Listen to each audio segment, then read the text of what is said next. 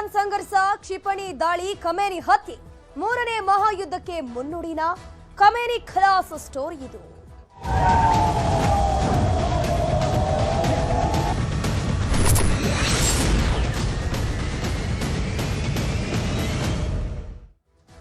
ಇರಾನ್ನ ಸರ್ವೋಚ್ಚ ನಾಯಕ ಖಮೇನಿ ಹತ್ಯೆ ಬಳಿಕ ಈಗ ಇರಾನ್ ಏನಿದೆ ರೊಚ್ಚಿಗೆದ್ದಿದೆ.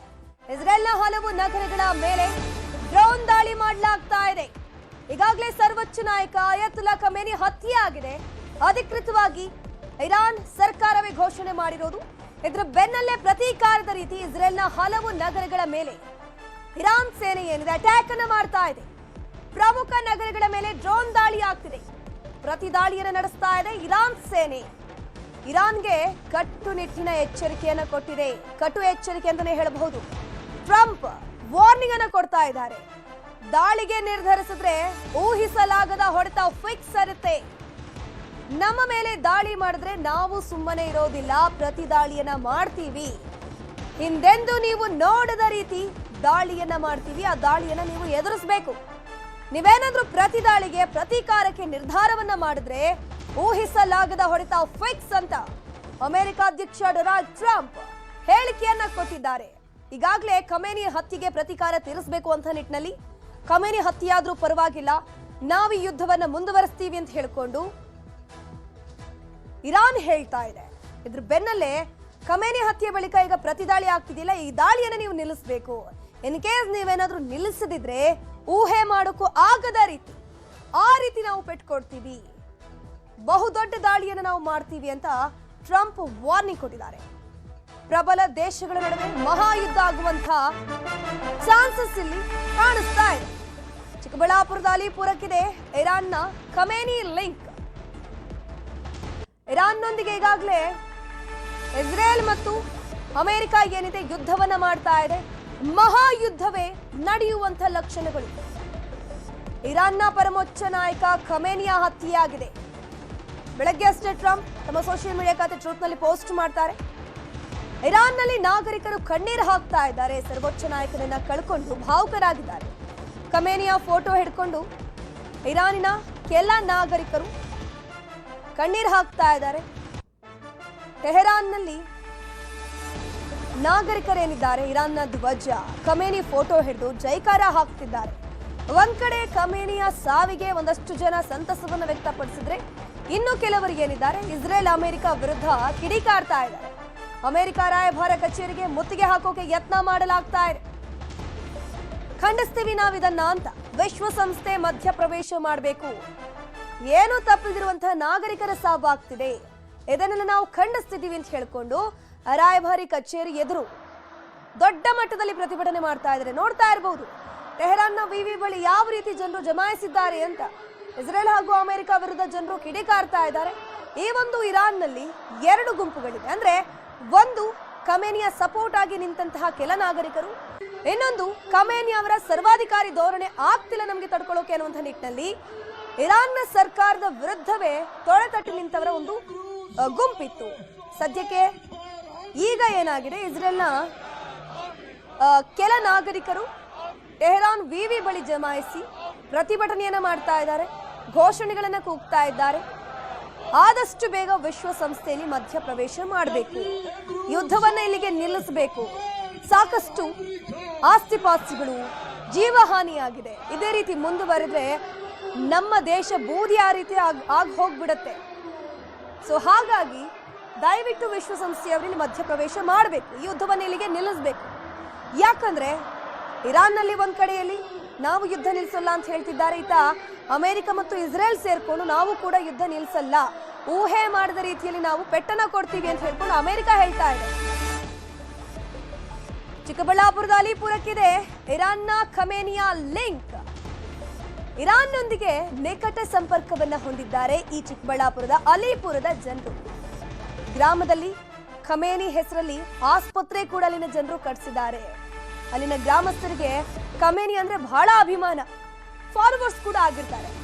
1986ರಲ್ಲಿ ಅಲಿಪುರಕ್ಕೆ ಅಯತುಲ್ಲಾ ಖಮೇನಿ ಭೇಟಿಯನ್ನ ಕೊಟ್ಟಿರ್ತಾರೆ ಮೊಟ್ಟ ಮೊದಲ ಬಾರಿಗೆ. ಅದೇ ಫಸ್ಟ್, ಅದೇ ಲಾಸ್ಟ್. ಅಲಿಪುರದ ಬಹುತೇಕ ಜನ ಇರಾನ್ನಲ್ಲೂ ಕೂಡ ವಾಸವಿದ್ದಾರೆ. ಇಲ್ಲಿನ ಜನ ಉನ್ನತ ವ್ಯಾಸಂಗ ಉದ್ಯೋಗ ಎಲ್ಲವೂ ಕೂಡ ಮಾಡ್ತಿದ್ದಾರೆ. ಅಲ್ಲಿ ಗಮನಿಸ್ತಾ ಹೋಗಬಹುದು.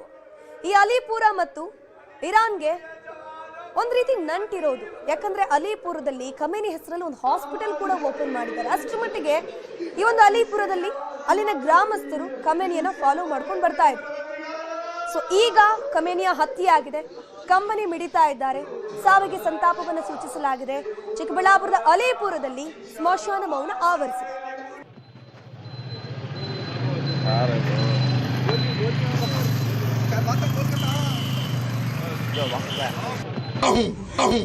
और इस्राइल में आज का दिन बिल्कुल कयामत से कम का दिन नहीं है। जो मजलूमों की हिमायत में बुलंद करने वाली आवाज, नमाज़ शब वालों, जहां हमें मुसीबत का एहसास है, इंसान है, लेकिन उसी जगह पे फिर ಈ ಪ್ರಪಂಚದ ಹ್ಯುಮನಿಟಿ ಐಡಲ್ ಆದಂಥ ಖಾಮನಿ ಸಾಹೇಬ್ ಕೊಲೆ ಮಾಡಿದಂಥ ಅಮೆರಿಕ ಮತ್ತು ಇಸ್ರಾಯೇಲ್ ದಾಳಿ ಮಾಡಿದ್ದಾನೆ. ಇವತ್ತು ಸತ್ತೋಗಿದ್ದಾರೆ, ತೀವ್ರವಾಗಿದೆ. ಟೆರರಿಸ್ಟ್ ಅಟ್ಯಾಕ್ ಆದಂಥ ಅಮೆರಿಕ ಮತ್ತು ಇಸ್ರಾಯೇಲ್ ಇವರು ಇಡೀ ಪ್ರಪಂಚಕ್ಕೆ ಒಂದು ಐಡಲ್.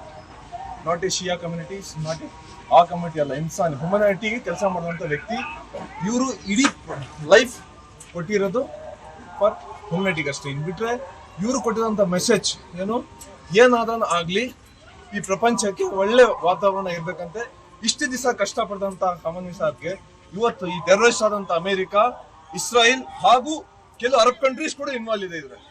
ಯಾಕಂದ್ರೆ ಅರಬ್ ಕಂಟ್ರೀಸ್ ಆದಂತ ಬರೀ ಹೆಸರಷ್ಟೇ ಅವ್ರು ಇರೋದು, ಕೆಲಸ ಏಜೆಂಟ್ ಆಗಿ ಮಾಡ್ತಾರ ಅವರು ಇಸ್ರಾಯೇಲ್ಗೆ ಮಾತ್ರ ಅಷ್ಟೇ. ನಾವು ಏನು ಹೇಳಕ್ಕಾಗಲ್ಲ, ಅಷ್ಟು ವಾತಾವರಣ ಆಗಿದೆ. ಅಲಿಪುರದಲ್ಲಿ 3 ದಿವಸ ಕ್ಲೋಸ್ ಮಾಡಿದ್ದಾರೆ ಅಂಗಡಿಗಳೆಲ್ಲ. ಇರಾನ್ ಹಾಗೂ ಇಸ್ರೇಲ್ ನಡುವೆ ಮಹಾಯುದ್ಧವೇ ನಡೀತಾ ಇದೆ.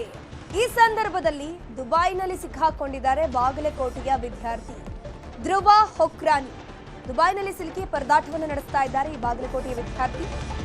ದುಬೈನ ಮಿಡ್ಲೆಸೆಕ್ಸ್ ವಿವಿಯಲ್ಲಿ MBA ವ್ಯಾಸಂಗ ಮಾಡ್ತಾ ಇದ್ದಾರೆ. ಕಳೆದ 6 ತಿಂಗಳಿನಿಂದಲೂ ಕೂಡ ದುಬೈನಲ್ಲೇ ಧ್ರುವ ಓದ್ತಾ ಇರೋದು. ಸದ್ಯ ಹಾಸ್ಟೆಲ್ ರೂಮ್ನಲ್ಲಿ ವಿದ್ಯಾರ್ಥಿ ಧ್ರುವ ತಂಗಿದ್ದಾರೆ. ಯುದ್ಧದ ವಾತಾವರಣ ಹಿನ್ನೆಲೆಯಲ್ಲಿ ಹೊರಗೆ ಬಾರದಂತೆ ಸೂಚನೆಯನ್ನು ಕೂಡ ಕೊಡಲಾಗಿದೆ. ಸುರಕ್ಷಿತ ಸ್ಥಳದಲ್ಲಿರುವ ಬಾಗಲಕೋಟೆ ವಿದ್ಯಾರ್ಥಿ ಧ್ರುವ ಈಗ ಸೇಫ್ ಝೋನ್ ಅಲ್ಲಿ ಇದ್ದಾರೆ. ಅಂದ್ರೆ ಅವರು ಈಗಾಗಲೇ ಇದ್ದಂತಹ ಹಾಸ್ಟೆಲ್ ರೂಮ್ ನಲ್ಲೇ ಇದ್ದಾರೆ. ಅಲ್ಲಿಂದ ಹೊರಗಡೆ ಬರಬೇಡಿ ಅಂತ ಹೇಳ್ಕೊಂಡು ಅಲ್ಲಿಂದ ಮಿನಿಸ್ಟ್ರಿ ಕೂಡ ಒಂದಷ್ಟು ಅಡ್ವೈಸ್ ಅನ್ನ ಕೊಟ್ಟಿದೆ. ಅಂದ್ರೆ ಯಾವಾಗ ಒಂದು ಕ್ಷಿಪಣಿ ಬರುತ್ತೆ ಆ ಸಂದರ್ಭದಲ್ಲಿ ಒಂದು ಸೈರನ್ ಅನ್ನ ಮೊಳಗಿಸಲಾಗುತ್ತೆ. ಆ ಸಂದರ್ಭದಲ್ಲಿ ಅದರ ಅರ್ಥ ಏನಪ್ಪಾ ಅಂತಂದ್ರೆ ನೀವು ಅನಗತ್ಯವಾಗಿ ಹೊರಗಡೆ ಓಡಾಟ ಮಾಡೋದು ಬೇಡ, ನಿಮ್ಮ ಸೇಫ್ ಅಲ್ಲಿ ನೀವು ಇದ್ಬಿಡಿ, ಆದಷ್ಟು ಸೇಫ್ ಝೋನ್ ಅನ್ನ ನೀವು ಆದಷ್ಟು ಮೇಂಟೈನ್ ಮಾಡಬೇಕು ಅಂತ ಒಂದಷ್ಟು ಮಿನಿಸ್ಟ್ರಿಗಳು ಸೂಚನೆಯನ್ನು ಕೊಟ್ಟಿದ್ದಾರೆ. ಇರಾನ್ ಇಸ್ರೇಲ್ ನಡುವೆ ಮಹಾ ಯುದ್ಧ ನಡೀತಾ ಇದೆ. ಈ ಸಂದರ್ಭದಲ್ಲಿ ದುಬೈನಲ್ಲಿ ಸಿಲುಕಿದ್ದಾರೆ ಕನ್ನಡಿಗ ಟೆಕ್ಕಿ. ಬಾಗಲಕೋಟೆ ಮೂಲದ ಟೆಕ್ಕಿ ಗಿರೀಶ್ ದುಬೈನಲ್ಲೇ ಸ್ಟ್ರಕ್ ಆಗಿ ಹೋಗ್ಬಿಟ್ಟಿದ್ದಾರೆ. ದುಬೈ ಏರ್ಪೋರ್ಟ್ ನಲ್ಲಿ ಟೆಕ್ಕಿ ಸಿಕ್ಕಾಕೊಂಡಿದ್ದಾರೆ. ಬೆಂಗಳೂರಿಂದ ಪ್ಯಾರಿಸ್ಗೆ ಈ ಗಿರೀಶ್ ಹೊರಟಿರ್ತಾರೆ. So on the way Dubai airport ನಲ್ಲಿ ಒಂದು ಸ್ಟಾಪ್ ಇದ್ದೇ ಇರುತ್ತೆ. ಸೊ ಹಾಗಾಗಿ ದುಬೈ ಏರ್ಪೋರ್ಟ್ ನಲ್ಲಿ ಸಿಕ್ಕಾಕೊಂಡಿದ್ದಾರೆ. ಅಂದ್ರೆ ದುಬೈನಿಂದ ಯಾವ ಕಡೆಗೂ ಕೂಡ ಈಗ ಫ್ಲೈಟ್ಗಳು ಹೋಗ್ತಿಲ್ಲ. ಕೆಲಸದ ನಿಮಿತ್ತ ನಿನ್ನೆ ಪ್ಯಾರಿಸ್ಗೆ ಗಿರೀಶ್ ಹೊರಟಿದ್ದಾರೆ. ಬೆಂಗಳೂರಿನಿಂದ ಪ್ಯಾರಿಸ್ಗೆ ಹೋಗ್ಬೇಕಿತ್ತು. ಆ ಮಧ್ಯದಲ್ಲಿ ಯುದ್ಧದ ಹಿನ್ನೆಲೆ ದುಬೈನಲ್ಲಿ ವಿಮಾನ ಹಾರಾಟ ರದ್ದಾಗಿದೆ. ಸೊ ಆ ಕಡೆ ಹೋಗಂಗೂ ಇಲ್ಲ, ವಾಪಸ್ ತಾಯ್ನಾಡಿಗೆ ಬರೋ ಹಂಗೂ ಇಲ್ಲ. ಸ್ಟ್ರಕ್ ಆಗಿ ಹೋಗ್ಬಿಟ್ಟಿದ್ದಾರೆ ಮಿಡ್ಲಲ್ಲಿ. ವಿಮಾನ ಸಂಚಾರವಿಲ್ಲದೆ ಏರ್ಪೋರ್ಟ್ ನಲ್ಲೇ ಉಳ್ಕೊಂಡ್ಬಿಟ್ಟಿದ್ದಾರೆ. ಇನ್ನೊಂದು ವಿಚಾರ, ಇಲ್ಲಿ ಏರ್ಪೋರ್ಟ್ ನ ಅಕ್ಕಪಕ್ಕದ ರೂಮ್ ನಲ್ಲಿ ಸ್ಟೇ ಮಾಡೋಣ ಅಂತಂದ್ರೆ ಅಲ್ಲೂ ಕೂಡ ದುಬಾರಿ ರೇಟ್ ಆಗೋಗ್ಬಿಟ್ಟಿದೆ. ಈಗ ಡಿಮ್ಯಾಂಡ್ ಬಂದ್ಬಿಟ್ಟಿದೆ. ಅಲ್ಲಿ ದುಬೈನ ಅಕ್ಕಪಕ್ಕದ ಏರ್ಪೋರ್ಟ್ ನ ಅಕ್ಕಪಕ್ಕ ಇರುವಂತಹ ರೂಮ್ಗಳಲ್ಲೂ ಕೂಡ ಸ್ಟೇಯಿಂಗ್ಗೆ ಬಹಳ ಕಷ್ಟ ಆಗ್ತಿದೆ. ಕನ್ನಡಿಗರು ಪ್ರವಾಸಕ್ಕೆ ಅಂತ ಹೋದವರು ಕೂಡ ಸಿಕ್ಕಾಕೊಂಡಿದ್ದಾರೆ. ಬಳ್ಳಾರಿಯ 35 ಜನರು, ಚಿತ್ರದುರ್ಗದ 15 ಮಂದಿ, ಒಟ್ಟು ಓವರ್ ಆಲ್ ಆಗಿ 150 ಕನ್ನಡಿಗರು ಅಲ್ಲಿ ಸಿಕ್ಕಾಕೊಂಡಿದ್ದಾರೆ. ಇರಾನ್ ಇಸ್ರೇಲ್ ನಡುವೆ ಮಹಾಯುದ್ಧ ನಡೀತಾ ಇದೆ. ಈ ಸಂದರ್ಭದಲ್ಲಿ ದ್ವೀಪ ರಾಷ್ಟ್ರ ಬೆಹರೇನ್ನಲ್ಲಿ ಕನ್ನಡಿಗರು ಸಿಕ್ಕಾಕೊಂಡಿದ್ದಾರೆ. ಬೆಹರೇನ್ಗೂ ಕೂಡ ಯುದ್ಧದ ಬಿಸಿ ತಡ್ತಾ ಇದೆ. ಹಾಸನ ಮೂಲದ 5 ಕನ್ನಡಿಗರು ಅಲ್ಲಿ ಸಿಲುಕಿಕೊಂಡಿರೋದು, ಪರದಾಟವನ್ನು ನಡೆಸ್ತಾ ಇದ್ದಾರೆ. ಬೇಲೂರು ತಾಲೂಕಿನ ಅಂಗಡಿಹಳ್ಳಿಯ ಗ್ರಾಮಸ್ಥರು 5 ಜನರು, ಇವರೆಲ್ಲರೂ ಕೂಡ ರಕ್ಷಣೆಯ ಮೊರೆ ಕೇಳ್ತಿದ್ದಾರೆ, ರಕ್ಷಣೆಯ ಮೊರೆ ಇಡ್ತಿದ್ದಾರೆ ಹಾಸನದ ಕುಟುಂಬ. ಸೊ ಅವರು ಕೂಡ ಅಲ್ಲಿ ಏನೂ ಮಾಡದಂತಹ ಪರಿಸ್ಥಿತಿ. ಯಾಕಂದ್ರೆ ಒಂದ್ ಕಡೆ ಸರಿಯಾಗಿ ಊಟ ತಿಂಡಿ ಕೂಡ ಸಿಗ್ತಾ ಇಲ್ಲ. ಹಾಸನ ಮೂಲದ ಕನ್ನಡಿಗರು ಪರದಾಟ ನಡೆಸ್ತಾ ಇದ್ದಾರೆ. ಸೊ ಆದಷ್ಟು ಬೇಗ ನಮ್ಮ ಸಹಾಯಕ್ಕೆ ಬನ್ನಿ ಅಂತ ಅವರು ರಿಕ್ವೆಸ್ಟ್ ಅನ್ನು ಮಾಡ್ತಾ ಇದ್ದಾರೆ. ಈಗ ಭಾರತೀಯ ರಾಯಭಾರಿ ಕಚೇರಿ ಕೂಡ ಯಾರೆಲ್ಲ ಭಾರತೀಯರು ಎಸ್ಪೆಷಲಿ ಅಲ್ಲಿದ್ದಾರೆ ಅವರನ್ನ ರಕ್ಷಣೆ ಮಾಡುವಂತಹ ಕೆಲಸವನ್ನು, ಅದ್ರ ಜೊತೆಗೆ ಸೇಫೆಸ್ಟ್ ಝೋನ್ಗೆ ಕರ್ಕೊಂಡೋಗಿ ಇಡುವಂತಹ ಕೆಲಸವನ್ನು ಕೂಡ ಮಾಡ್ತಾ ಇದ್ದಾರೆ. ಅದರಲ್ಲಿ ಪ್ರಮುಖವಾಗಿ ಕರ್ನಾಟಕ ಸರ್ಕಾರ ಕೂಡ ಸತತ ಪ್ರಯತ್ನವನ್ನ ಮಾಡ್ತಿದೆ. ಯಾರೆಲ್ಲ ಈ ಒಂದು ಮಧ್ಯಪ್ರಾಚ್ಯ ರಾಷ್ಟ್ರಗಳಲ್ಲಿ ಸಿಕ್ಕಾಕೊಂಡಿದ್ದಾರೆ ಅವರ ಒಂದು ಭದ್ರತೆಯ ವಿಚಾರಕ್ಕೆ ಸಂಬಂಧಪಟ್ಟಂತೆ ಕೂಡ ಮಾಹಿತಿಗಳನ್ನ ಕಲೆ ಹಾಕ್ತಾ ಇದ್ದಾರೆ. ನಮಸ್ಕಾರ. ಮತ್ತೆ ಈಗ ನಮ್ಮ ಕನ್ನಡ ಫ್ಯಾಮಿಲಿ ಇತ್ತು, ಮಂಗಳೂರು ಪ್ರವೀಣ್ ಜೋಗಿ ಮತ್ತೆ ಹೇಳಿ ಮೇಡಮ್ ಮಮತಾ ಅನ್ನೋರು ನಮಗೆ ಇರ್ಲಿಕ್ಕೆ ಒಂದು ಸ್ವಲ್ಪ ಜಾಗದ ವ್ಯವಸ್ಥೆ ಮಾಡಿ ಸಹಾಯ ಮಾಡಿ ಊಟ ತಿಂಡಿಗೆಲ್ಲ ಮ್ಯಾನೇಜ್ ಮಾಡಿ ನಮ್ಮ ಜನನೇ ನಮ್ಮನ್ನು ಸೇವ್ ಮಾಡಿದ್ರು. ಆದಷ್ಟು ಬೇಗ ನಾವು ಇಂಡಿಯನ್ ಗವರ್ಮೆಂಟ್ ಹೇಳೋದಿಷ್ಟೇ, ಆದಷ್ಟು ಬೇಗ ನಮಗೆ ಹೆಲ್ಪ್ ಮಾಡಿ ಹೊರಗೆ ತೆಗಿಲಿಕ್ಕೆ ಪ್ರಯತ್ನ ಪಡಿ. ನಮ್ಮ ಇದ್ದ ಪಕ್ಕದ ಬಿಲ್ಡಿಂಗ್ ಅಲ್ಲೇ ಹೊಡೆದಿದ್ದು ರಾತ್ರಿ ಊರದಲ್ಲಿ ಊರ ಅದೇ ನಾವು ಬದುಕಿ ಬಂದಿದ್ದ ದೊಡ್ಡ ವಿಷಯ.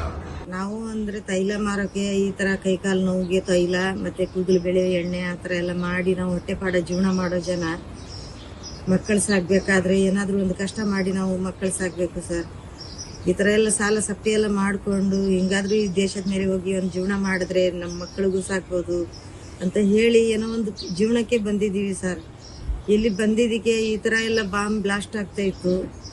ಹಾಗಾಗಿ ನಾವು ಅದಕ್ಕೆ ಜನ ಎಲ್ಲ ಸೇರಿ ಹೊರಗಡೆ ಹೋಗಿ ಅಂತ ಹೇಳಿದ್ರು. ನಾವು ಎಲ್ಲಿ ಹೋಗೋಣ ಎಲ್ಲಿ ಇರೋಣ ಅಂತ ನಮಗೆ ಗೊತ್ತಾಗ್ತಾ ಇರಲಿಲ್ಲ. ಅದು ತುಂಬ ಗಾಬರಿದಲ್ಲಿದ್ದರು ಸರ್. ನಾವು ತುಂಬ ಗಾಬರಿದಲ್ಲಿದ್ದರು. ನಾವು ಊಟ ತಿಂಡಿ ಏನು ಮಾಡಿರಲಿಲ್ಲ. ಕುಡಿಯೋ ನೀರಿಗೂ ಸಿಕ್ಕಿಲ್ಲ ಸರ್ ನಮಗೆ. ನಾವು ರಂಜಾನ್ ತಿಂಗಳಲ್ಲಿ ಇರೋದು. ಇದು ಕುಡಿಯೋ ನೀರು, ಹೊರಗಡೆ ನೀರು ಕುಡಿಯೋಂಗಿಲ್ಲ, ಏನು ಊಟ ಮಾಡೋಂಗಿಲ್ಲ, ಏನಿಲ್ಲ. ಅದರಲ್ಲಿ ನಾವು ರಾತ್ರಿ ಏನಾದರೂ ಊಟ ಗಿಟ್ಟ ಅಡುಗೆ ಮಾಡಿ ತಿನ್ನೋಣಂತ ನಾವು ರೂಮಲ್ಲಿ ಹೋಗಿದ್ರು. ಆಗ ತಕ್ಷಣ ನಮ್ಮ ಬಿಲ್ಡಿಂಗ್ ಪಕ್ಕನೇ ಬಿಲ್ಡಿಂಗಲ್ಲಿ ಬ್ಲಾಸ್ಟ್ ಆಯಿತು. ತುಂಬ ನಮಗೆ ಹೆದರಿಕೆ ಆಯಿತು ಸರ್. ಅಲ್ಲಿಂದ ಜನ ಎಲ್ಲ ಸೇರಿ ನಮಗೆ ಹೊರಗಡೆ ತಂದು ಇಲ್ಲಿ ಪ್ರವೀಣ್ ಸಾರು ನಮಗೆ ಮಂಗಳೂರು ಪ್ರವೀಣ್ ಸಾರು ನಮಗೆ ಕರ್ಕೊಂಡು ಬಂದು ಊಟ ಕೊಟ್ಟರು. ನಮಗೆ ಊಟ ನೀರು ಮನಿಕೊಳ್ಳೋ ವ್ಯವಸ್ಥೆ ಎಲ್ಲ ತುಂಬ ಸಹಾಯ ಮಾಡಿದ್ರು ಅವರು. ನಮಗೆ ಏನಾದರೂ ಒಂದು ಸರ್ಕಾರದಿಂದ ಒಂದು ನಮಗೆ ಒಂದು ಇದು ಮಾಡಿ ಸರ್, ಒಂದು ಹೆಲ್ಪ್ ಮಾಡಿ ಸರ್. ನಾವು ತುಂಬ ಕಷ್ಟದಲ್ಲಿ ಇದ್ದೀವಿ ಸರ್. ದುಬೈ ಪ್ರವಾಸಕ್ಕೆ ತೆರಳಿದ್ದ ಕನ್ನಡಿಗರು ಪರದಾಟವನ್ನು ನಡೆಸ್ತಾ ಇದ್ದಾರೆ. ದುಬೈ ಏರ್ಪೋರ್ಟ್ನಲ್ಲೇ ಸ್ಟ್ರಕ್ ಆಗಿ ಹೋಗ್ಬಿಟ್ಟಿದ್ದಾರೆ. ದಾವಣಗೆರೆ ಜಿಲ್ಲೆಯ ಜಗಳೂರಿನ ತೋರಣಗಟ್ಟೆ ಗ್ರಾಮಸ್ಥರು ಸರಿಯಾಗಿ ಊಟ ತಿಂಡಿ ಸಿಗದೆ ಪ್ರವಾಸಕ್ಕೆ ಹೋದವರು ಪ್ರವಾಸಿಗರು ಅಲ್ಲಿ ಪರದಾಟ ನಡೆಸ್ತಾ ಇದ್ದಾರೆ. ಒಂದು ಚಿಕ್ಕ ರೂಮ್ಗೆ ದಿನಕ್ಕೆ 30,000 ಚಾರ್ಜ್ ಮಾಡಲಾಗ್ತಾ ಇದೆ. 60ರಿಂದ 80 ವರ್ಷದ ನಿವೃತ್ತ ನೌಕರರು ಕಷ್ಟವನ್ನು ಅನುಭವಿಸ್ತಾ ಇದ್ದಾರೆ. ಅಂದ್ರೆ ಲೋ ಬಜೆಟ್ ಅಲ್ಲಿ ಟ್ರಿಪ್ ಹೋಗಬೇಕು ಅಂದ್ರೆ ತುಂಬಾ ಜನರು ದುಬೈನ ಆಯ್ಕೆ ಮಾಡ್ತಾರೆ. ಅದೇ ರೀತಿ ನಿವೃತ್ತ ನೌಕರರೆಲ್ಲರೂ ಕೂಡ ಪ್ರವಾಸಕ್ಕೆ ಅಂತ ಹೋಗಿರ್ತಾರೆ. ಇಷ್ಟೊಂದು ಬಜೆಟ್ ಅಂತ ಅವರು ಪ್ಲಾನ್ ಮಾಡ್ಕೊಂಡಿರ್ತಾರೆ. ಬಟ್ ಈಗ ಅಲ್ಲಿ ಭಾರತಕ್ಕೆ ಬರೋಕ್ ಆಗ್ತಾ ಇಲ್ಲ. ಏರ್ಪೋರ್ಟ್ ನಲ್ಲಿ ಸ್ಟ್ರಕ್ ಆಗಿದ್ದಾರೆ. ಹೋಟೆಲ್ಗೆ ಹೋಗಿ ತಂಗೋಣ ಅಂತಂದ್ರೆ ಅಲ್ಲಿ ಒಂದು ರೂಮ್ಗೆ ಚಿಕ್ಕ ಕೋಣೆಗೆ ಒಂದು ದಿನಕ್ಕೆ 20ರಿಂದ 30,000 ಕೊಡಬೇಕು. 60ರಿಂದ 80 ವರ್ಷದ ನಿವೃತ್ತಿ ನೌಕರರು ಕಷ್ಟವನ್ನ ಪಡ್ತಾ ಇದ್ದಾರೆ. ಬೇಗ ಭಾರತಕ್ಕೆ ವಾಪಸ್ ಕರ್ಸ್ಕೊಳ್ಳಿ ಅಂತ ಮನವಿ ಮಾಡ್ಕೊಳ್ತಾ ಇದ್ದಾರೆ. ಮೊಬೈಲ್ ವಿಡಿಯೋ ಮಾಡಿ ಮನವಿಯನ್ನ ಮಾಡಿದ್ದಾರೆ ದುಬೈನಲ್ಲಿ ಸಿಕ್ಕಾಕೊಂಡಿರುವಂತಹ ನಿವೃತ್ತ ಪ್ರಾಧ್ಯಾಪಕ ಚಂದ್ರಶೇಖರ್ ಅವರು. ನಾವು ದಾವಣಗೆರೆ ಡಿಸ್ಟಿಕ್ ಜಗಳೂರು ತಾಲೂಕು ತೋರಣಗಟ್ಟೆಯಿಂದ ಸುಮಾರು 15 ಜನ ದುಬೈ ಪ್ರವಾಸಕ್ಕೆ ಬಂದಿದ್ವಿ. ನಾವು 23ನೇ ತಾರೀಕು ಪ್ರವಾಸ ಪ್ರಾರಂಭ ಮಾಡಿ 1 ದಿವಸ ಶಾರ್ಜಾ, 3 ದಿವಸ ದುಬೈ ಮತ್ತು 1 ದಿವಸ ಅಬುದಾಬಿನಲ್ಲಿ ಇದ್ವಿ. ಈಗ ಕೊನೆ ದಿವಸ 24ನೇ ತಾರೀಕು ಸಾಯಂಕಾಲ ನಮ್ಮ ಟ್ರಿಪ್ ಪ್ರವಾಸವನ್ನು ಮುಗಿಸ್ಕೊಂಡು ನಾವು ಈಗ ಏರ್ಪೋರ್ಟ್ಗೆ ಹೋಗ್ತಾ ಇದ್ವಿ. ಆದರೆ ಅಲ್ಲಿ ಏರ್ಪೋರ್ಟ್ ಬಂದ್ ಮಾಡಲಾಗಿದೆ. ನಂತರ ಏರ್ಪೋರ್ಟ್ 3 ದಿವಸ ಬಂದಾಗಿರೋದ್ರಿಂದ ನಮಗೆ ಇಲ್ಲಿ ಭಾಳಷ್ಟು ತೊಂದರೆಯಾಗಿದೆ. ಸುಮಾರು ಈ ಗುಂಪಿನಲ್ಲಿ 50 ಜನರಿದ್ದೇವೆ. ಅದರಲ್ಲಿ ತೋರಣಗಟ್ಟೆಯವರು 15 ಜನ, 8 ಜನ ಹೆಣ್ಣುಮಕ್ಕಳು ಮತ್ತು 7 ಜನ ಗಂಡು ಮಕ್ಕಳು ಇದ್ದೀವಿ. ಅದಾದಮೇಲೆ ಉಳಿದಂತೆ 35 ಜನ ಬಳ್ಳಾರಿ ಜಿಲ್ಲೆ ಮತ್ತು ಸುತ್ತಮುತ್ತಲಿನ ಪ್ರದೇಶದವರಿದ್ದಾರೆ. ಎಲ್ಲ ನಿವೃತ್ತ ನೌಕರರು ಮತ್ತು ನಿವೃತ್ತಿಯಾದಂತಹ ವಯೋವೃದ್ಧರು ಇರೋದ್ರಿಂದ ಎಲ್ಲರ ವಯಸ್ಸು 60ರಿಂದ 82 ತನಕ ಇದೆ. ಇವರೆಲ್ಲರೂ ಕೂಡ ಅನಾರೋಗ್ಯದ ಸಮಸ್ಯೆ ಇದೆ. ಹಾಗಾಗಿ ನಮಗೆ ಇಲ್ಲಿ ಊಟದ ಸಮಸ್ಯೆ ಇದೆ, ಇರಲಿಕ್ಕೆ ವಸತಿ ಇಲ್ಲ. ಇಲ್ಲಿ ಇರುವಂತಹ ವಸತಿ ಸೌಕರ್ಯವನ್ನು ಕಲ್ಪಿಸಿದಂತಹ ನಮ್ಮ ಹೋಟೆಲ್ ಮಾಲೀಕರು ಒಂದು ಚಿಕ್ಕ ರೂಮ್ಗೆ 3 ಜನಕ್ಕೆ 30,000 ರೂಪಾಯಿಗಳನ್ನು ಚಾರ್ಜ್ ಮಾಡ್ತಾ ಇದ್ದಾರೆ. ನಮ್ಮ ಸಂಕಷ್ಟವನ್ನು ದುರುಪಯೋಗ ಮಾಡಿಕೊಂಡು ನಮ್ಮನ್ನು ಸಂಕಷ್ಟಕ್ಕೆ ಸಿಲುಕಿಸಿದ್ದಾರೆ. ದಯವಿಟ್ಟು ನಮಗೆ ಸಂಬಂಧಿಸಿದಂತಹ ಅಧಿಕಾರಿಗಳು ಇದಕ್ಕೆ ಈ ಕಡೆ ಗಮನ ಹರಿಸಿ ಈ ತಕ್ಷಣವೇ ನಮ್ಮನ್ನು ಏರ್ ಲಿಫ್ಟ್ ಮಾಡಲಿಕ್ಕೆ ಅವಕಾಶ ಮಾಡಿಕೊಡಬೇಕು ಅಂತ ಹೇಳಿ ನಾನು ಕೇಳ್ಕೊಳ್ತಾ ಇದ್ದೀನಿ. ಹಾಗೆಯೇ ನಮಗೆ ಆಹಾರದ ಸಮಸ್ಯೆ ಎಷ್ಟಿದೆ ಅಂತ ಹೇಳಿದರೆ ದಯವಿಟ್ಟು ತಾವು ನೋಡಬಹುದು. ಇಲ್ಲಿ ಹೆಣ್ಮಕ್ಳು ಆದಿಯಾಗಿ ಎಲ್ಲರೂ ಕೂಡ ರಸ್ತೆಯಲ್ಲಿ ಬದಿನಲ್ಲಿ ಸಿಗುವಂತಹ ಆಹಾರವನ್ನು ನಾವು ಊಟ ಮಾಡ್ತಾ ಇದ್ದೀವಿ. ಹಾಗಾಗಿ ವೆಲ್ಕಮ್ ಬ್ಯಾಕ್. ಇರಾನ್ ಮೇಲೆ ಅಮೆರಿಕ ಇಸ್ರೇಲ್ ಈಗಾಗಲೇ ಜಂಟಿ ದಾಳಿಯನ್ನ ಮಾಡಿದೆ. ಈ ಒಂದು ಆಪರೇಷನ್ಗೆ ಎಪಿಕ್ ಫ್ಯೂರಿ ಹೆಸರನ್ನ ಇಡಲಾಗಿತ್ತು. ಎಪಿಕ್ ಫ್ಯೂರಿ ಹೆಸರಲ್ಲಿ ಅಟ್ಯಾಕ್ ಮಾಡಲಾಗಿತ್ತು. 24 ಗಂಟೆಗಳ ಕಾರ್ಯಾಚರಣೆಯ ದೃಶ್ಯ ಈಗ ರಿಲೀಸ್ ಆಗಿದೆ. ಬರೋಬ್ಬರಿ 24 ಗಂಟೆಯ ಆಪರೇಷನ್ ಇದು, ಎಪಿಕ್ ಫ್ಯೂರಿ ಅನ್ನುವಂತಹ ಆಪರೇಷನ್. ಇರಾನ್ ಮೇಲಿನ ದಾಳಿಯ ದೃಶ್ಯ ಈಗ ರಿಲೀಸ್ ಆಗಿದೆ. ವಾಯುಪಡೆಯಿಂದ ಸತತ ದಾಳಿಯಾಗಿತ್ತು. ವಾಯುಪಡೆಯಿಂದ ನಡೆಸಿರುವಂತಹ ದಾಳಿಯ ದೃಶ್ಯ ಈಗ ರಿಲೀಸ್ ಆಗಿದೆ. ಜಂಟಿ ದಾಳಿಯಲ್ಲಿ ಇರಾನ್ನ ಸರ್ವೋಚ್ಚ ನಾಯಕ ಅಯತುಲ್ಲಾ ಖಮೇನಿ ಹತ್ಯೆ ಆಗಿರೋದು. ಆತ ಒಂದು ಕಟ್ಟಡದಲ್ಲಿ ಅಡಗಿ ಕುತ್ಕೊಂಡಿರ್ತಾನೆ. ಸೊ ಆ ಕಟ್ಟಡವನ್ನೇ ಬರೋಬ್ಬರಿ 30ಕ್ಕೂ ಹೆಚ್ಚು ಬಾಂಬ್ಗಳು, ಡ್ರೋನ್ಗಳನ್ನ ಬಳಕೆ ಮಾಡಿಬಿಟ್ಟು ಉಡೀಸ್ ಮಾಡಲಾಗುತ್ತೆ. ಆ ಒಂದು ಕಟ್ಟಡದಲ್ಲಿ ಅಯತುಲ್ಲಾ ಅಲಿ ಖಮೇನಿ ಇರ್ತಾನೆ. ಆತನ ಸಾವಾಗಿದೆ. ನೀವು ನೋಡ್ತಾ ಇರಬಹುದು ಯಾವ ರೀತಿ ಈ ಆಪರೇಷನ್ ಎಪಿಕ್ ಫ್ಯೂರಿ ಅನ್ನುವಂಥದ್ದು ಆಗಿತ್ತು ಅಂತ. ಸೊ ಈ ಒಂದು ಆಪರೇಷನ್ ನಡುವೆಯಲ್ಲಿ ಮೇನ್ ಟಾರ್ಗೆಟ್ ಏನಂದ್ರೆ ಖಮೇನಿಯ ಹತ್ಯೆ ಆಗಬೇಕು. ಖಮೇನಿಯ ಹತ್ಯೆಗೋಸ್ಕರ ಒಂದು ಟ್ರ್ಯಾಕಿಂಗ್ ಸಿಸ್ಟಮ್ ಅನ್ನು ಬಳಕೆ ಮಾಡಿಬಿಟ್ಟು ಎಪಿಕ್ ಫ್ಯೂರಿ ಅನ್ನುವಂಥ ಆಪರೇಷನ್ ಮೂಲಕ ಆತ ಇದ್ದಂತಹ ಕಟ್ಟಡವನ್ನ ಗುರ್ತು ಮಾಡ್ಕೊಳ್ತಾರೆ. ಗುರ್ತು ಆದ್ಮೇಲೆ ಆ ಕಟ್ಟಡವನ್ನೇ ಒಡಿಸ್ ಮಾಡ್ತಾರೆ. ಅದಾದ್ಮೇಲೆ ಆ ಕಟ್ಟಡದ ಅವಶೇಷಗಳ ಅಡಿಯಲ್ಲಿ ಖಮೇನಿಯ ಮೃತದೇಹ ಪತ್ತೆಯಾಗುತ್ತೆ. ಆ ಮೃತದೇಹದ ಫೋಟೋವನ್ನ ಅಮೆರಿಕ ಅಧ್ಯಕ್ಷ ಡೊನಾಲ್ಡ್ ಟ್ರಂಪ್ ಹಾಗೇನೆ ಇಸ್ರೇಲ್ನ ಪ್ರಧಾನಿ ಬೆಂಜಮಿನ್ ನೆತನ್ಯಾಹುಗೆ ಆ ಫೋಟೋವನ್ನ ಕಳಿಸ್ತಾರೆ. ಫೋಟೋ ನೋಡಿದ ತಕ್ಷಣ ಟ್ರಂಪ್ ತಮ್ಮ ಸೋಷಿಯಲ್ ಮೀಡಿಯಾ ಖಾತೆ ಟ್ರೂತ್ ಅಲ್ಲಿ ಪೋಸ್ಟ್ ಮಾಡ್ತಾರೆ, ಖಮೇನಿಯ ಹತ್ಯೆ ಆಗಿದೆ ಅಂತ. ಸೊ ಅವರಾಗಿ ಒಂದು ಆಪರೇಷನ್ ಹೆಸರು ಎಪಿಕ್ ಫ್ಯೂರಿ ಅಂತ. ಸೊ ಈ ಆಪರೇಷನ್ ಮೂಲಕ ಇರಾನ್ನ ಸರ್ವೋಚ್ಚ ನಾಯಕನ ಹತ್ಯೆ ಮಾಡಲಾಗುತ್ತೆ. ಪ್ರಮುಖವಾಗಿ 7 ಅಧಿಕಾರಿಗಳ ಹತ್ಯೆ ಕೂಡ ಈ ಒಂದು ದಾಳಿಯಲ್ಲಾಗಿದೆ. ಇರಾನ್ನಲ್ಲಿ ಚಿಕ್ಕಬಳ್ಳಾಪುರ ಮೆಡಿಕಲ್ ವಿದ್ಯಾರ್ಥಿ ಸಿಕ್ಕಾಕೊಂಡಿದ್ದಾರೆ. ಸೈಯದ ಮಪರೆ ಸೈನಬ್ 23 ವರ್ಷದ ವಿದ್ಯಾರ್ಥಿನಿ ಈಕೆ. ಅಲಿಪುರ ಗ್ರಾಮದ ಮೀರ್ ರೋಷನ್ ಅಲಿ ಮಗಳು, ಅಂದ್ರೆ ಇವರ ಮಗಳು ಅಲ್ಲಿ ವಿದ್ಯಾಭ್ಯಾಸಕ್ಕೆ ಅಂತ ಹೋಗಿರ್ತಾರೆ. ಇರಾನ್ನಲ್ಲಿ 5 ವರ್ಷದಿಂದ ಮೆಡಿಕಲ್ ವ್ಯಾಸಂಗವನ್ನ ಈಕೆ ಮಾಡ್ಕೊಂಡು ಬರ್ತಾ ಇರ್ತಾರೆ. ಮಗಳ ರಕ್ಷಣೆಗೆ ಸೈಯದ ತಂದೆ ಸರ್ಕಾರಕ್ಕೆ ಮನವಿಯನ್ನ ಮಾಡ್ಕೊಳ್ತಾ ಇದ್ದಾರೆ. ಗಮನಿಸ್ತಾ ಹೋಗ್ಬೋದು ಈ ಅಲಿಪುರ ಏನಿದೆ, ಇಲ್ಲಿನ ಸಾಕಷ್ಟು ಜನರು ಇರಾನ್ನಲ್ಲಿ ವಿದ್ಯಾಭ್ಯಾಸ ಮಾಡ್ತಾ ಇದ್ದಾರೆ. ಕೆಲವರು ಕೆಲಸವನ್ನ ಮಾಡ್ತಾ ಇದ್ದಾರೆ, ಉದ್ಯೋಗಕ್ಕೆ ಅಂತ ಅಲ್ಲಿಗೆ ಹೋಗಿದ್ದಾರೆ. ಇನ್ನು ಕೆಲವರು ಅಲ್ಲೇ ಸೆಟಲ್ ಕೂಡ ಆಗಿರೋದು ಕೂಡ ಇದೆ. ಅದೇ ರೀತಿ ಈಕೆ ಕೂಡ ಅಲ್ಲಿ ವಿದ್ಯಾಭ್ಯಾಸಕ್ಕೆ ಅಂತ ಹೋಗಿರ್ತಾರೆ. 5 ವರ್ಷಗಳಿಂದ ಅಲ್ಲಿರ್ತಾರೆ. ಆದ್ರೆ ಈಗ ನನ್ನ ಮಗಳನ್ನ ರಕ್ಷಣೆ ಮಾಡಿ ಅಂತ ಹೇಳ್ಕೊಂಡು ಸೈಯದ ತಂದೆ ಸರ್ಕಾರಕ್ಕೆ ಮನವಿಯನ್ನ ಮಾಡ್ಕೊಳ್ತಿದ್ದಾರೆ. ದುಬೈನಲ್ಲಿ ಸಿಲುಕಿದ್ದಾರೆ ಕಲಬುರಗಿಯ 10 ಜನರು. ಪೋಷಕರು ಮಕ್ಕಳನ್ನ ರಕ್ಷಣೆ ಮಾಡಿ ಅಂತ ಕಣ್ಣೀರನ್ನ ಹಾಕ್ತಿದ್ದಾರೆ. ಕಲಬುರಗಿಯ ಜನರು ಮನವಿಯನ್ನ ಮಾಡ್ಕೊಳ್ತಿದ್ದಾರೆ. ಈ ಬಗ್ಗೆ ಸಚಿವ ಪ್ರಿಯಾಂಕ್ ಖರ್ಗೆ ಮಾಹಿತಿಯನ್ನು ಕೂಡ ಪಡ್ಕೊಳ್ತಾ ಇದ್ದಾರೆ. 2 ದಿನ ಅಲ್ಲೇ ಇರಿ ಅಂತ ಕೇಂದ್ರ ಸರ್ಕಾರ ಹೇಳಿದೆ. ವಿಮಾನ ಹಾರಾಟ ಪ್ರಾರಂಭವಾದ ತಕ್ಷಣ ನಾವು ರಕ್ಷಣೆ ಮಾಡ್ತೀವಿ. ವಾಯು ಪ್ರದೇಶವನ್ನ ಕಂಪ್ಲೀಟ್ ಆಗಿ ಬಂದ್ ಮಾಡಿದ್ದಾರೆ. ಏರ್ ಲಿಫ್ಟ್ ಕೂಡ ಮಾಡೋಕ್ಕಾಗಲ್ಲ. 2 ದಿನ ಅಲ್ಲೇ ಇರಿ ಅಂತ ಹೇಳಿದ್ದಾರೆ. ನೀವು ಅಲ್ಲೇ ಇರಿ ಅಂತ ಹೇಳಿದ್ದಾರೆ. ಅಲ್ಲಿ ಸಾಕಷ್ಟು ಜನ ಫೋನ್ ಮಾಡ್ತಾ ಇದ್ದಾರೆ. ನಮ್ಮ ಕಲಬುರಗಿಯಿಂದನೂ ಕೂಡ ಒಂದು 8 ಜನ ಅಲ್ಲೇ ಸಿಕ್ಕಾಕೊಂಡಿದ್ದಾರೆ. ಅಲ್ಲಿಂದನೂ ಕೂಡ ಅವರ ಪೋಷಕರೆಲ್ಲರೂ ಫೋನ್ ಮಾಡಿದ್ದಾರೆ. ಸೊ ಸದ್ಯಕ್ಕೆ ಮಿನಿಸ್ಟ್ರಿ ಆಫ್ ಎಕ್ಸ್ಟರ್ನಲ್ ಅಫೇರ್ಸ್ ಏನು ಡೈರೆಕ್ಷನ್ಸ್ ಅನ್ನು ನೀಡಿದೆ, ಎಲ್ಲಿದ್ದೀರಾ ಅಲ್ಲೇ ಇರಿ, ಯಾವಾಗ ವಿಮಾನ ಹಾರಾಟ ಪ್ರಾರಂಭ ಆಗುತ್ತೆ ಆವಾಗ ನಾವು ಮಾಡ್ತೀವಿ, ಅನುಕೂಲ ಮಾಡಿಕೊಡ್ತೀವಿ ಅಂತ ಹೇಳಿದ್ದಾರೆ.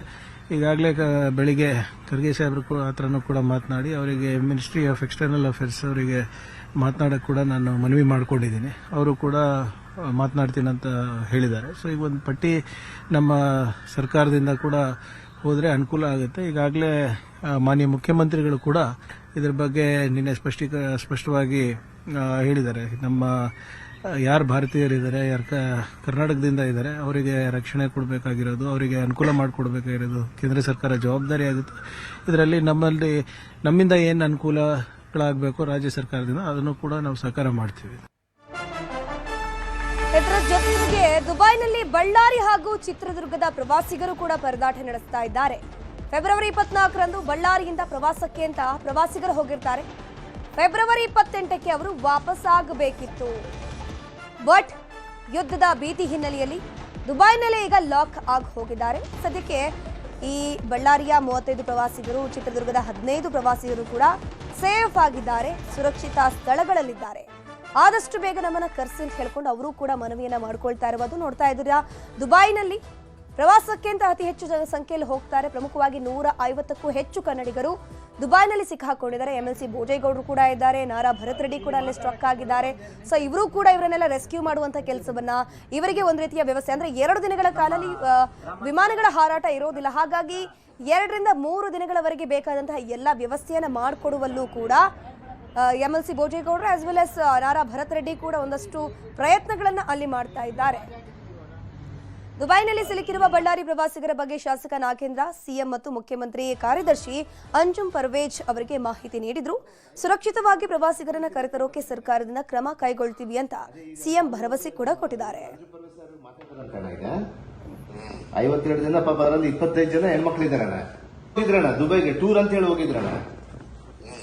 ನಾವು 4 ದಿನ ಕೆಳಗಡೆ ಹೋಗಿದ್ರಣ್ಣ ಅವರು. ಮೊನ್ನೆ ಸಡನ್ ಆಗಿ ಇವತ್ತು ಏರ್ಪೋರ್ಟ್ ಬರೋಷ್ಟೊಳಗೆ ಅವ್ರಿಗೆ ಏರ್ ಸ್ಟ್ರೈಕ್ ಆಗಿದೆ ಅಂತೇಳಿ ಒಳಗೆ ಏರ್ಪೋರ್ಟ್ ಅಲ್ಲಿ ಕೂಡ ಕರ್ಕೊಂಡಿಲ್ಲ ಅವರು ಅವ್ರನ್ನ. ಪಾಪ ಎಲ್ಲೋ ರಸ್ತೆಯಲ್ಲಿ ಇದ್ರೆ ಮತ್ತೆ ಅಲ್ಲಿಂದ ಬಂದು ಎಲ್ಲೋ ಒಂದು ಹೋಟ್ಲ್ ಅಲ್ಲಿ ಉಳ್ಕೊಂಡಾರಣ್ಣ ಈಗ 52 ಜನ. ಅದರಲ್ಲಿ ಬಳ್ಳಾರಿಯವರು ಒಂದು 32 ಜನನ ನಮ್ಮ ಕ್ಷೇತ್ರದವ್ರೆ, ಮತ್ತೆ ಆಮೇಲೆ ಇವರು ಸಿರುಗುಪ್ಪದವರು ಒಂದು 20 ಜನನ, ಎಲ್ಲ 52 ಜನ ಆಗ್ಯಾರಣ್ಣ ಅವ್ರ. ಅದಕ್ಕೆ ಈಗ ನಮ್ಮ ಅದೇ ಇವ್ರು ಯಾರ ಇಂತ್ಲೊಂಗ ಅಂತೇಳಿ ಜಮೀರ್ ಅಂತೇಳಿ ರೆಸಿಡೆನ್ಸ್ ಕಮಿಷನರ್ ಮಾತಾಡಿದ್ರಂತಾನ ಅವರು. ಅವರು ಪಾಪ ನಮ್ಮ ಇವರೆಲ್ಲರೂ ಅಲ್ಲಿಗೆ ಹೋಗಿರೋರೆಲ್ಲರೂ ಸಿಎಂ ಸಾಹೇಬ್ರ ಗಮನಕ್ಕೆ ತಂದಿದೆ ಅಂತ ಹೇಳ್ದಣ ಅವಾಗಲೇ ಆಲ್ರೆಡಿ ಅವ್ರಿಗೆ. ದುಬೈನಲ್ಲಿರುವಂತಹ ಬಳ್ಳಾರಿ ಪ್ರವಾಸಿಗರೊಂದಿಗೆ ಶಾಸಕ ಬಿ ನಾಗೇಂದ್ರ ವಿಡಿಯೋ ಕಾಲ್ ಮಾಡಿ ಮಾತನಾಡಿಸಿದ್ದಾರೆ. ಎಲ್ಲ ಒಳ್ಳೇದಾಗ್ತೈತೆ ಅಕ್ಕರೆ, ನಾವೆಲ್ಲ ಸಿಎಂ ಸಾಹೇಬ್ರಿಗೆ ಮಾತಾಡಿವಿ ಆಗ್ಲೇ. ಓಕೆ ಓಕೆ ಅಕ್ಕವ್ರೆ, ಓಕೆ ಓಕೆ ಅಣ್ಣ, ನಮಸ್ಕಾರ ಅಣ್ಣ. ಗೊತ್ತಣ್ಣ, ಆರಾಮಿದ್ರಣ್ಣ? ಆರಾಮಿದೀವಣ್ಣ, ನೀವು